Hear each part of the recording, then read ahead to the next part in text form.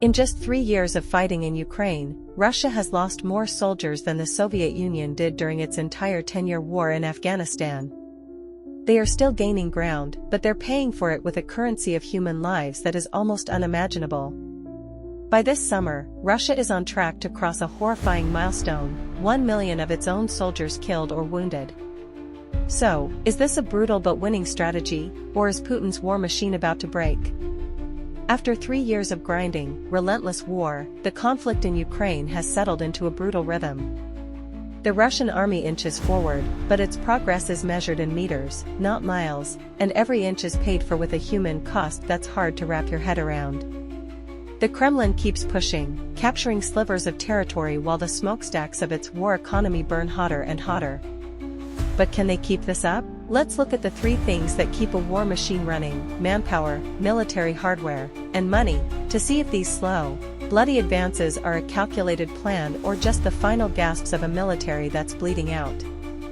The sheer number of Russian casualties is the most staggering part of this war.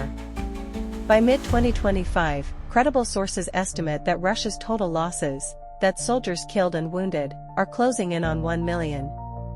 Of those, 250,000 are thought to be fatalities. This isn't just a statistic, it's a catastrophic loss of life that has completely changed how Russia fights.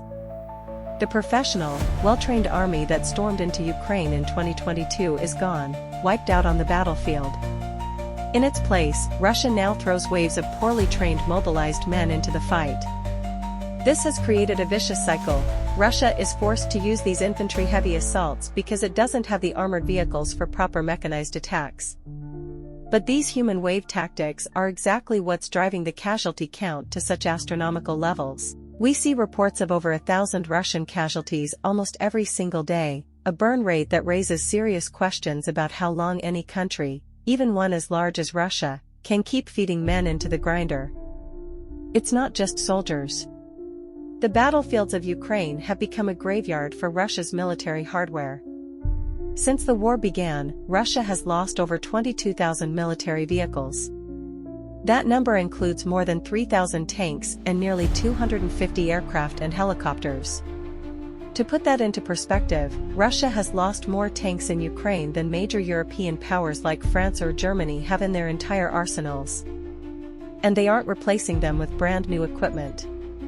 Open-source intelligence confirms that Russia is dragging ancient, decades-old tanks and armored vehicles out of deep storage just to fill the massive gaps.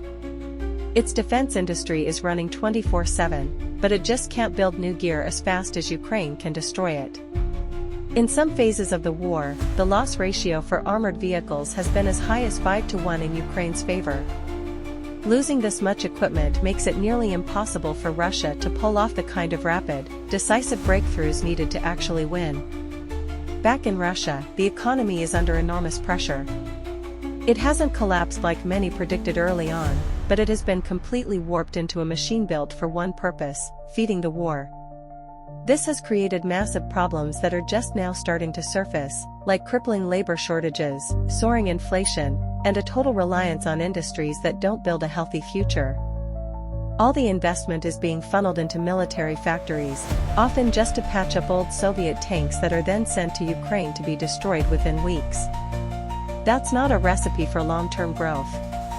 While oil and gas money has helped soften the blow from sanctions, the economy is clearly slowing down, with GDP growth expected to drop significantly this year. The war is consuming Russia's present and its future, forcing it to burn through its wealth and its people for short-term gains on the battlefield. So, what does all this tell us?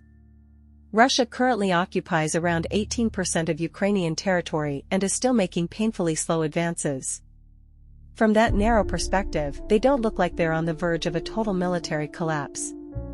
But the way they're being forced to fight is a strategy of pure, brutal attrition. Their gains are tiny and come at a staggering cost in both lives and equipment. They have the momentum in a few areas, but they don't have the strength for a decisive, war-ending blow. Ukrainian resistance, powered by innovative drone warfare and steady Western support, remains incredibly good at making Russia pay a disproportionate price. Russia is winning territory by the meter, but it's losing its army by the thousands. So, to answer the question, no, Putin's Russia is not on the brink of a sudden, total defeat. It still has a massive military and controls a significant chunk of Ukraine. But it is absolutely not winning. This strategy, trading thousands of men and entire columns of armor for a few small villages, is not a path to victory. It's a sign of a military that has been shattered and is failing to achieve its real objectives. Russia is caught in a trap of its own making, a war of attrition where its own tactics are bleeding it dry. This looks like a slow-motion defeat, not the collapse of its army on a map, but the collapse of its ability to wage this war indefinitely. The question isn't how much land Russia can take, but how long it can afford to pay the unbelievable price for every single inch. What do you think is the breaking point for the Russian military? Share your thoughts in the comments below, and if you want more analysis that cuts through the noise, make sure you subscribe to the channel.